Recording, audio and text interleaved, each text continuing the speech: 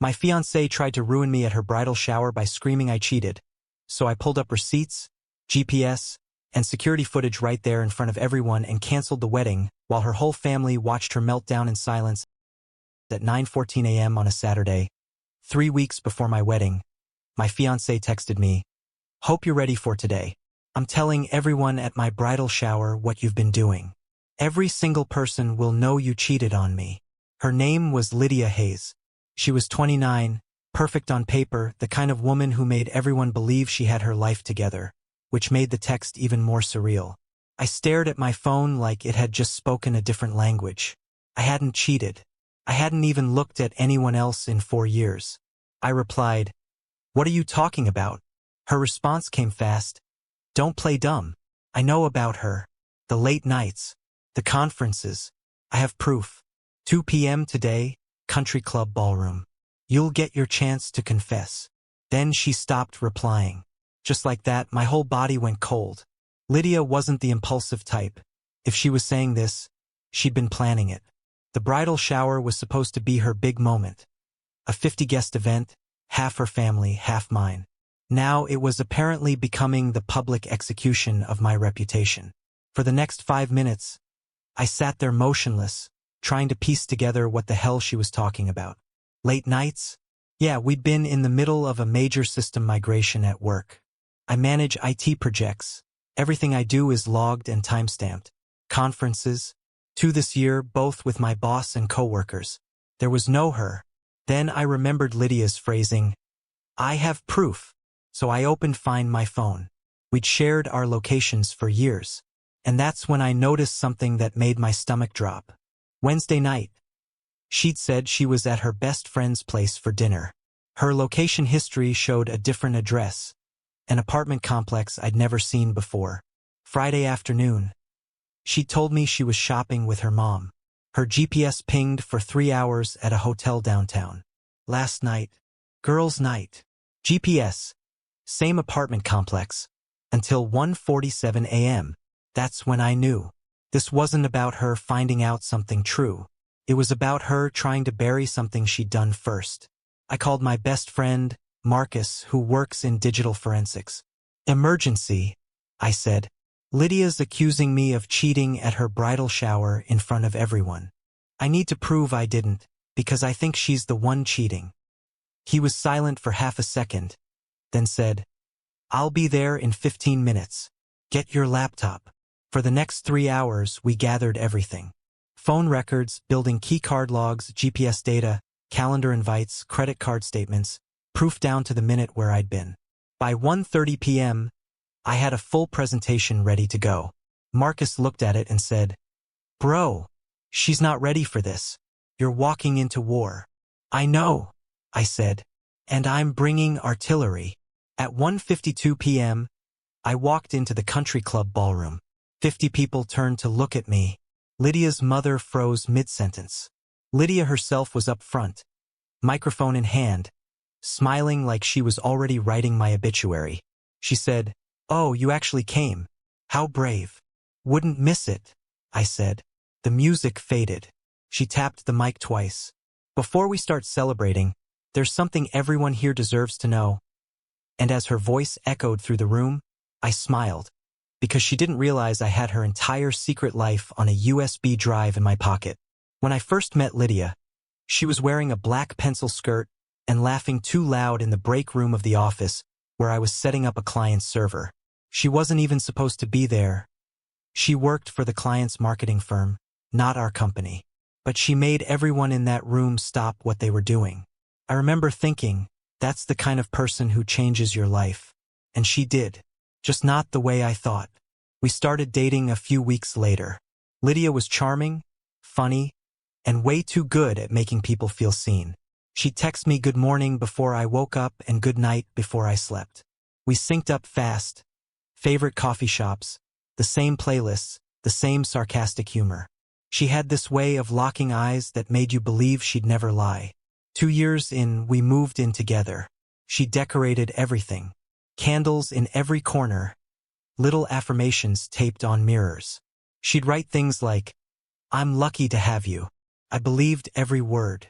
When I proposed last Christmas, she cried like it was a movie scene. She said yes before I even finished the question. Her mom, Diane, threw herself into the wedding plans. I should have noticed how often Lydia brushed off my opinions. You don't understand design, she'd joke when I said I didn't like the color scheme.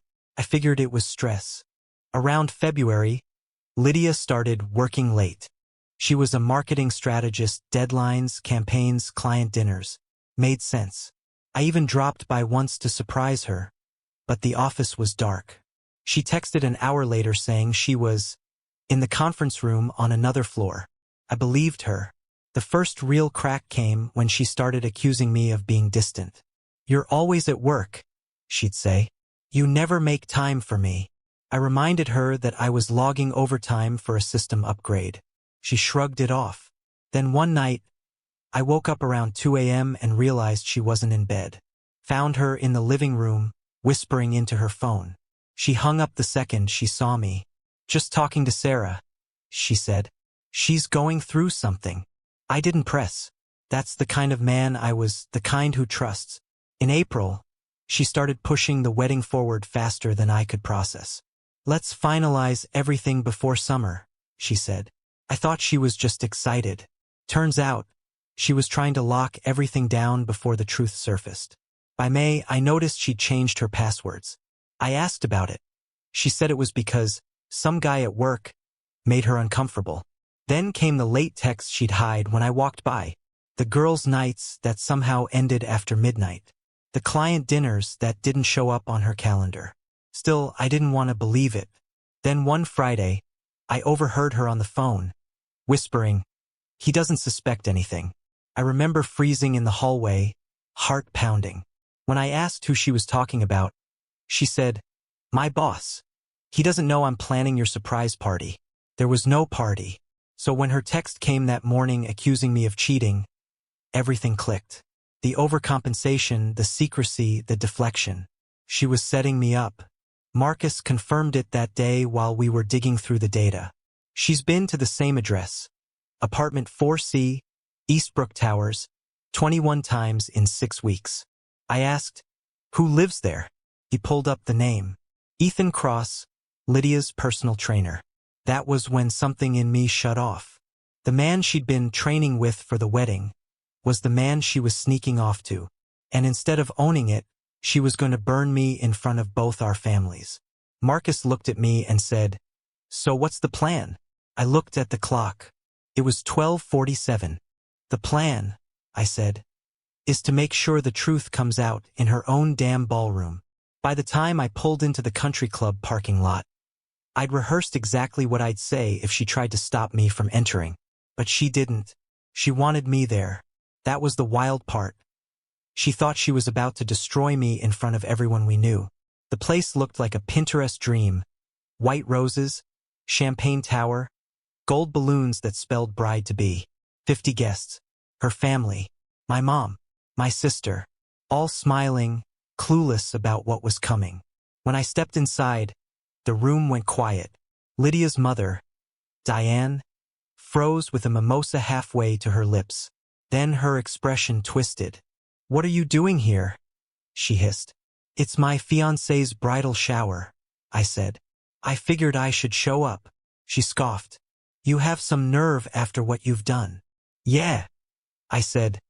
"Let's talk about that." Then Lydia appeared. Radiant, perfect, wearing white with that smug smile people wear when they think they've already won.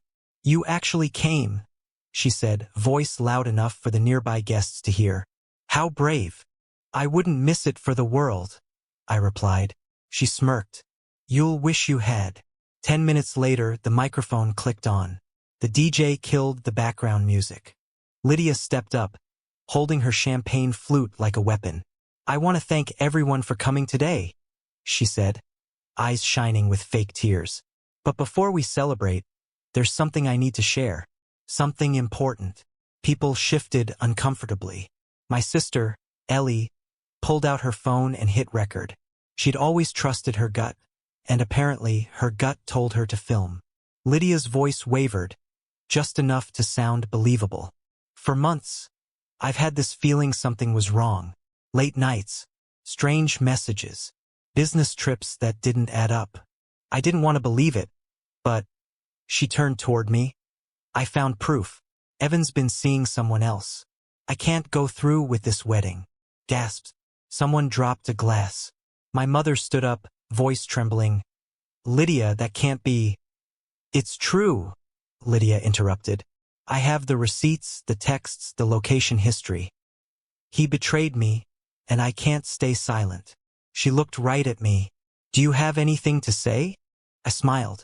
Actually, yeah. Mind if I use the screen? The AV tech, clearly confused, looked at Lydia, who hesitated, then shrugged. Go ahead, she said, probably thinking I was about to confess. I walked up, plugged in my USB, and the title slide appeared on the 70-inch TV. Location verification report. 6 months of activity. The silence in that room was so thick you could feel it. Let's start with April 3rd, I said calmly. You said I came home suspiciously late. Here's my building access log. Swiped in at 5:52 p.m., out at 10:14 p.m. Here's camera footage of me at my desk. Here's my boss confirming I was working that night. Any questions? Someone whispered, oh my God. April 10th, same thing. April 24th. May 1st. Every accusation. Documented. Verified. Lydia's face started to crumble. This isn't. I held up a hand. Please. I'm not done. I clicked to the next slide. Her location versus her stated location. Wednesday, May 7th. You said you were at your best friend's for dinner. GPS shows you at Eastbrook Towers, Unit 4C. From 7 p.m. to 11:42 p.m., a collective murmur rolled through the crowd. Friday, May 9th. Shopping with your mom? GPS says you were at the Riverfront Hotel, room 207, for 3 hours. That's a weird place to buy shoes. Her mom gasped audibly. What? May 15th. Book club night. Right? Except you were at Eastbrook Towers again until 2 a.m. People started whispering. The color drained from Lydia's face. You've been to that same apartment 21 times in 6 weeks, I said, clicking again. And guess who lives there? The slide changed to a photo from LinkedIn. Ethan Cross, personal trainer. Her bridesmaids froze. Her mom started crying. The room erupted in noise. People yelling, asking questions. Lydia's voice broke. You're violating my privacy. Privacy, I said. You just accused me of cheating in front of 50 people. You wanted the truth to come out. Now it has. I turned to the crowd. The wedding's canceled. Vendors will be notified Monday. My half of the deposits will be refunded where possible. To her family, you might want to ask her about her training sessions. And with that, I unplugged my drive, grabbed my jacket, and walked out as 50 stunned faces watched the perfect bride's world collapse around her. I wish the story ended at that ballroom. I wish walking out the door meant it was over. But people like Lydia don't go down quietly.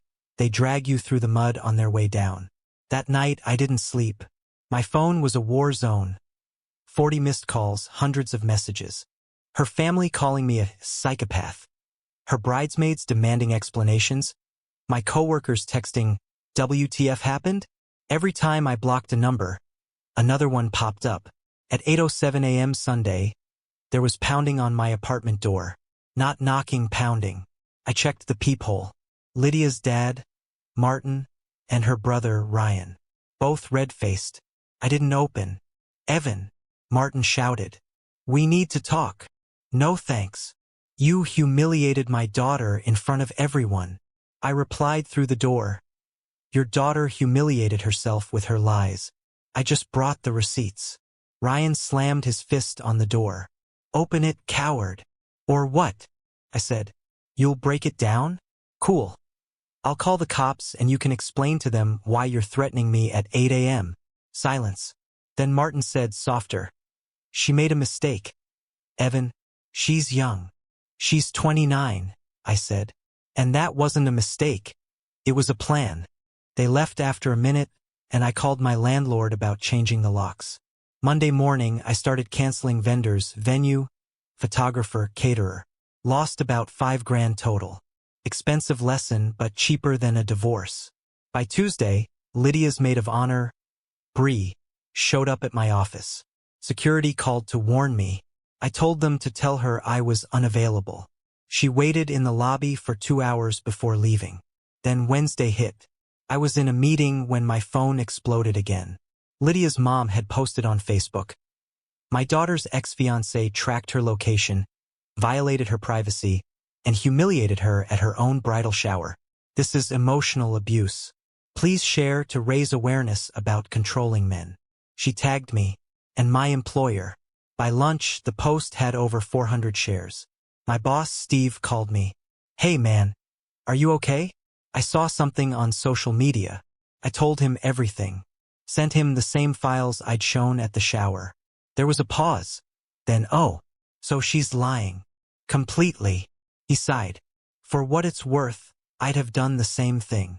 That was the moment I realized. I might have won the battle, but she was still at war. Thursday, things got even uglier. Ethan, the trainer, showed up at my apartment. Knocked once, then started pacing outside like he owned the place.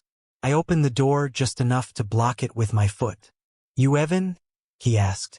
Yeah. We need to talk. No, we don't. He scowled. You didn't have to ruin her life. I laughed once, sharp. You mean the life she was living behind my back? The one she built on lies. She told me you were abusive, he said. That you controlled her. Tracked her every move. I cut him off. She told you we broke up months ago, didn't she? He hesitated. When's the last time you saw her? Last night. Cool. We broke up 3 days ago. So either you're lying or she is. He blinked, like his brain was buffering. Then without another word, he turned and walked off. Friday she came to my gym, cornered me by the weights, red-eyed and shaking. We need to talk. No, we don't. Please, Evan. I can explain everything. You cheated. You tried to ruin my name. What's left to explain? It was a mistake, she sobbed. He meant nothing. I love you. You went to his place 21 times, Lydia. She grabbed my arm. We can fix this. I pulled away. You threw away for years. You don't get to fix anything. She started crying, loud, performative crying, and the whole gym was staring. The manager came over. Ma'am, you need to leave. He's my fiancé, she screamed. Ex-fiancé, I corrected. And she's harassing me. Security escorted her out. She threw her water bottle on the way. Missed me, hit the manager instead. That night, I got a text from a new number. You ruined my life. I hope you're happy. I replied. You tried to ruin mine with lies. I just showed up with proof. Then I blocked her. But the real twist? Saturday morning, I woke up to a call from Marcus. He sounded almost excited. Dude, you need to check Instagram right now. What? Ethan just nuked her. Publicly. And that's when the story really started to unravel. In ways even I didn't see coming. Marcus wasn't kidding. By the time I opened Instagram, #LydiaHayes was trending in our city. Ethan, the guy she'd been sneaking off to see, had posted screenshots of their text messages. The caption read, found out the woman I was dating was engaged. Lied to both of us. Not falling for that again. PSA. Verify what people tell you. The screenshots were brutal. Her telling him, he means nothing. You're the one I want. Him replying, you were engaged this whole time. Her double life was unraveling in public. I didn't comment. I didn't message him. I just sat there watching her reputation self-destruct in real time. Then I got the email that changed everything. From Hayes, Lydia subject, legal notice, emotional distress claim she was suing me for emotional distress and invasion of privacy. $25,000. Marcus read it over my shoulder and said, you've got to be kidding me. Nope, I said. She's doubling down. I called a lawyer that afternoon. Patricia Lyons, the kind of woman who doesn't flinch at nonsense. After 10 minutes of listening, she leaned back in her chair, smiled and said, we'll file to dismiss and countersue for harassment. She has no case. I paid the $3,000 retainer without hesitation. I wanted this over, but I wasn't going to roll over. By Tuesday, Lydia's mom was back on social media posting pictures of Lydia crying with captions like, "Abused women don't always have bruises." She tagged my employer again. Patricia sent a cease and desist within 24 hours. "If they don't remove those posts," she said, "we sue for defamation." My mom was furious. "You should destroy her," she said on the phone. "Don't just defend yourself. Make her pay." By Wednesday, the trainer posted again. Another screenshot of Lydia begging him to take her back, saying I had forced her to cheat. His caption read, "No one forced you to do anything. You lied to everyone. Take some accountability." The comments were savage. Her own friends were calling her out. By Thursday, her lawyer reached out to mine. "Perhaps we can reach a settlement," they said. Patricia laughed. Counteroffer. She drops the suit, removes all posts, stops contacting my client, and pays his legal fees. Otherwise, we go to court. Friday morning, I got something unexpected. A 6-page handwritten letter from Lydia. It wasn't an apology. Not really. It was a ledger. She listed every gift she'd ever given me, every expense she'd covered, every hour she'd spent planning our future. At the bottom she wrote, "I think we can agree that my contributions equal at least $15,000. Perhaps we can settle our differences by acknowledging that debt." I sent a photo of it to Patricia. She replied, "Perfect. She just proved this was never about emotional distress. It's about money." That weekend, her dad called again. His tone had changed, calmer, almost pleading. "Evan, drop the countersuit. She'll drop hers. Everyone moves on." "She started the lawsuit," I said. "She can end it." "She's hurt, angry, and confused," he said. "She's manipulative, reckless, and cornered," I replied. "Big difference." He sighed. "You're going to regret this. We have lawyers in the family." "Cool," I said. "Mine's better." I hung up. Sunday was quiet, no calls, no messages. Just eerie calm. Then Monday morning, Patricia called. Her lawyer reached out. "New offer." "What now?" "She drops everything if you sign a mutual NDA." I laughed out loud. She started all of this publicly. Now she wants privacy. "That's what I told him," Patricia said. "I gave them 48 hours to accept the original offer. Drop the suit, pay the fees, stop the contact, or we go to court." By Tuesday, Lydia's lawsuit was withdrawn. But Patricia wasn't done. "We're still pursuing the counter," she said. "She made this public. Now it's on record." Thursday, Lydia's mom's posts disappeared from Facebook. No retraction, just gone. Friday, Patricia received a check for $4,500 labeled settlement in full. No further contact. We'd asked for $5,000, but I didn't care. When I called Marcus to tell him it was over, he said, "Man, you could have written this as a movie." "Not a romance," I said. "A horror story." For a week after the settlement, life felt almost normal again. My phone was quiet. Work was steady. Marcus stopped sending me memes about the most dramatic breakup of 2025. I even slept through the night. Then, on a Wednesday morning, I got a call from an unknown number. I let it go to voicemail. When I listened, a voice I hadn't heard in weeks said, "This isn't over, Evan. You ruined my life, and you're going to see what that feels like." It was Lydia. Her tone was calm. Too calm. I sent the recording to Patricia. She called the police that afternoon and filed a harassment report. 2 days later, someone broke into my car. Nothing stolen, just the glove box emptied. My dash camera ripped out, and a single note left on the seat. "You always liked evidence. Here's none." It wasn't signed. Didn't have to be. I changed my locks again, bought a new dash cam, and I started watching my back. Marcus came over that night, laptop in hand. "You want to know something crazy?" he said. "What now?" I checked the IP log from that fake Yelp review about you, the one calling you abusive. Guess where it came from? I already knew before he said it. Her mom's Wi-Fi. I laughed, but it wasn't funny. It was the exhausted, hollow kind of laugh you make when you realize people don't quit. They just switch tactics. Sunday morning, I got a text from an unknown number with a link. Thought you'd like to see what people are saying about you. I didn't click it. Marcus did, though. It was a Reddit post. Title: My ex tracked me, humiliated me, and ruined my life. Help. Posted by you/Lost Bride 2025. It was Lydia's story, rewritten. She painted herself as the victim, said I'd installed spyware, said I'd stalked her.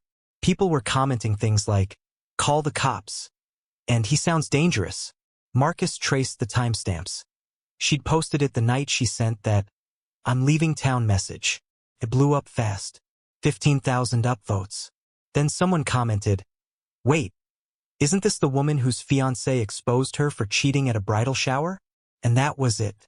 The floodgates opened. Screenshots from Ethan's Instagram post resurfaced. Someone linked the Facebook video Ellie had taken from the shower. Comment after comment turned on her. She deleted her account that night. By Monday, Patricia got an email from her lawyer. No greeting, no signature. Just, "Client will cease all contact. Please ensure your client does the same." But that's not the twist. The twist came 2 days later, when I got a call from Ethan. We hadn't spoken since everything blew up. He sounded tired. "I think you should know something," he said. "About Lydia?" "Yeah. She wasn't just cheating on you and me. There was another guy." I didn't even feel shocked anymore, just numb. "Another one?" "Yeah. A married client from her gym. She told me about it last week. Said he was the one who paid for half your venue deposit." "What?" He sighed. "Apparently, he's the reason she panicked. His wife found out. That's why she tried to flip it on you. She needed someone else to take the hit before it blew up." I didn't say a word for a long time, just sat there listening to the static on the line. "Evan," Ethan said quietly, "she's not well. Like really not. She's spiraling." "Then I hope she gets help," I said, "because I'm done saving her from herself." That night, I went through every file one last time, the photos, the texts, the slides, and archived them all. I thought that was the end of it. Then, around midnight, I got one last text from Lydia. No number, no name. Just a message that read, "You were never supposed to find out." And a photo, the same ballroom from the bridal shower. Empty now, chairs stacked, lights off. I stared at it for a long time, because it wasn't new. The timestamp showed it was taken the night before her accusation. She'd been there early, probably setting up for my public humiliation. You think you know someone after 4 years. You think you can tell when love turns sour. But when Lydia's lies fell apart, what I found underneath wasn't heartbreak. It was calculation. Cold, deliberate, and terrifying. It was 2 weeks after Ethan's call when I finally learned why she'd really done all of it. Not the surface-level excuses, "I was lonely," or "You worked too much." No, this was deeper. This was the rot that had been there all along. A mutual friend, Kelly, reached out. She'd been one of Lydia's bridesmaids, one of the people who screamed at me that day in the country club. Her message said, "I think you should know the truth. Lydia told us something before the shower." I didn't respond at first, but she kept texting until I agreed to meet. We sat in a small cafe off Maple Street, the kind of place where the smell of coffee can't hide the tension. Kelly looked exhausted, ashamed. Even, "She told us you'd been cheating for months," she started. She said she had proof, but that wasn't what scared me. What scared me was what she said next. I leaned forward. "What did she say?" She said, "Even if he shows up with proof, I'll still win. He'll lose everything before he realizes what I've done." My chest went cold. "What does that mean?" Kelly looked me dead in the eye. "She didn't want to just expose you. She wanted to destroy your credibility, your job, your reputation, everything. She was planning to contact your employer's HR department with fake screenshots. She even mocked up emails from some woman at your company. Said you were sleeping with her." My stomach dropped. "You're serious?" Kelly nodded. She bragged about how people always believe the woman first. She said, By the time he proves it, it won't matter. For a second, everything in me went quiet. No rage, no disbelief, just a numb understanding. This was never about guilt, it was about control. About power. Kelly pulled something out of her bag. A flash drive. These are screenshots from our bridesmaids group chat. I left it when things started getting crazy. But you should see this. That night, I opened the files. There it was. Lydia, laughing in text form, telling her friends she'd found the perfect cover. He'll never suspect. He's too trusting. Once I flip it, everyone will think he's the problem. Another message. If he finds out about Ethan, I'll accuse him first. Nobody ever questions a crying bride. She'd written that 3 weeks before her bridal shower. I remember sitting in the dark with my laptop open, staring at her words. It wasn't impulsive. It wasn't emotional. It was premeditated. She was going to ruin me before I could ever realize what she'd done. That's when everything clicked. The timing, the confidence, the way she smiled during her little speech. Lydia wasn't trying to save face. She was trying to bury me, because if she got ahead of the story, she stayed the victim. And if I fought back, she'd cry abuse. She'd weaponize sympathy until I looked like the monster. Marcus called after midnight. You okay? Not really, I said. You ever look at someone and realize they were playing chess while you were playing house? He didn't answer. The next morning, Patricia called with more news. One of Lydia's lawyers just admitted something off the record, she said. Turns out Lydia wasn't just scared of you finding out about Ethan. The married client's wife was threatening to go public. If that happened, Lydia would have lost her job and her professional license. The only way out was to make someone else look like the cheater first. So she picked me, I said. Exactly, Patricia said quietly. You were her alibi and her scapegoat. It made perfect sense, and it made me sick. She hadn't accused me because she was emotional. She'd done it because she needed a villain more believable than herself. She'd chosen me because she knew I wouldn't fight dirty. She thought I'd crumble quietly. Instead, I'd brought evidence. And she hadn't expected that. And that was when I decided. The revenge wasn't over yet. It just needed to be smarter. I didn't want another confrontation. I didn't want drama. I wanted peace. The kind that comes when the truth has scorched the ground so completely that lies can't grow back. But Lydia didn't deserve silence. Not after what she'd done, and not after what she'd tried to do to me. I didn't need to destroy her. She'd already done that herself, but I wanted everyone who'd defended her to see it, to know. So I planned something quiet, clean, legal, unmistakable. With Patricia's help, I compiled everything, every screenshot from Kelly's flash drive, every fake message Lydia had drafted, every time-stamped record from Marcus's files. I put it all together into a single document 72 pages long. Labeled it the Lydia Hayes Fabrication File. We sent copies to 3 places. My HR department, so they'd have proof in case she ever tried to contact them again. Her employer, the marketing agency where she worked. The same place she'd been using her work laptop to fake emails from my mistress. And finally, the licensing board for her professional certification. Patricia made sure every submission was airtight. 2 weeks later, I got an email from Patricia. FYI, her employer terminated her for cause. Her license is under review. It didn't feel like victory at first, just quiet. Then came the apology texts. Not from Lydia, from everyone else. The bridesmaids who'd glared at me at the shower. Her aunt who'd called me a monster online. Even her mother. A single line that said, I'm sorry. I didn't know. I never replied. They didn't deserve closure. Marcus called the night the board announced Lydia's suspension. You finally done? He asked. Yeah, I said. Done and empty. He was quiet for a second. You're not empty. You're clean. That's different. And maybe he was right. Because as much as I wanted to feel triumph, what I really felt was relief. She couldn't touch me anymore. No more fake posts. No more phone calls. No more pretending. A month later, I sold the engagement ring. Used the money as a down payment on a used Jeep. My first real purchase since the breakup. My mom said it was poetic, driving away from everything in something new. Maybe it was. Life started moving again. Work got better. Therapy helped. I started running in the mornings. Something Lydia always said was a waste of time. I liked the silence, the sweat, the freedom of not checking my phone every 5 minutes. One morning, I ran past the same country club where it all went down. They were setting up for another wedding. White flowers, string lights, laughter echoing through the trees.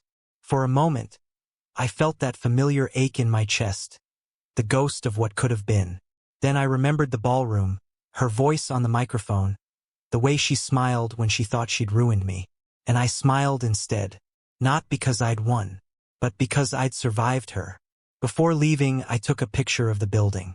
Sent it to Marcus with one line, "Closure achieved." He replied, "Hell of a way to end a love story." I texted back, "Wasn't a love story, it was a lesson." And for the first time in months, I deleted Lydia's name from my contacts. Not blocked, deleted, like she'd never existed. That's the real revenge. Not screaming, not proving anything, just living well after someone tried to end you. She taught me that trust without accountability is blindness. And she taught me that people who build lies don't crumble, they rot from the inside out. By the time her world finally collapsed, I didn't even have to lift a finger. I'd already moved on. Because in the end, she didn't just lose me. She lost the only version of herself that ever looked honest in someone else's eyes. She tried to make me the villain in her story, but all she really did was write her own ending, and I just let her hit send.